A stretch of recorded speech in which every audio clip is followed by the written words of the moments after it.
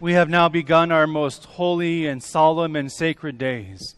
There is only one week in the calendar that is called holy, and it is this week. And holy means to be set apart, consecrated. And things that are consecrated and holy are set apart for God. That means that this week, above all weeks, is a week in which we as followers of Christ live set apart for God in a profound way, as Jesus lived his earthly life completely consecrated to God. That did not detach him from those around him, but in fact enabled Jesus to be more united to the people around him than we could possibly even imagine. The rubrics for the Holy Triduum, as given here in the Roman Missal, give us some suggestions on how to live Holy Week. I will suggest one of them and leave us with that to think about. The rubric for Holy Week says this: the Paschal fast should be kept sacred. The Paschal fast should be kept sacred. My guess is that most of us have no idea what the Paschal fast is, because we haven't talked about it much in the last half decade.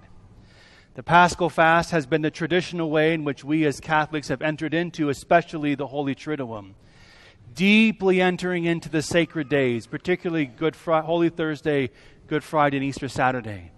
The Paschal fast is this: that starting Holy Thursday in the afternoon, all the way until after the Easter Vigil, we fast as if it were Good Friday. That means we're going to be hungry people. One meal. From Thursday evening to Saturday night.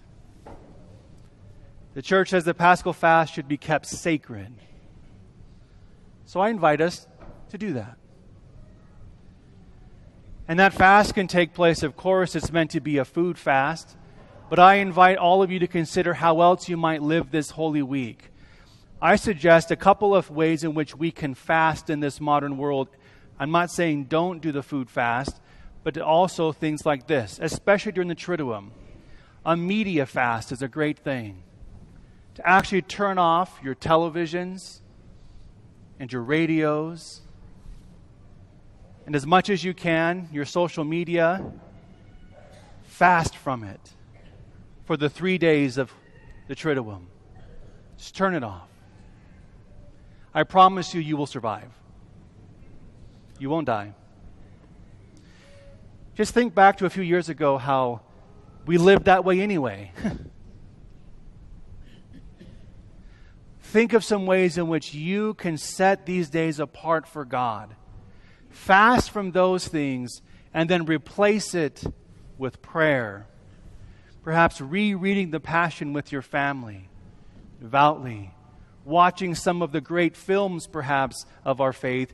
Maybe you could fast from television, but you're still going to watch the Ten Commandments or still watch the Passion of the Christ. I leave it up to you, but again, these are our holiest days, and I pray that all of us indeed will live these days as days set apart for God in a way that no other time of the year is. So God bless you in your Holy Week.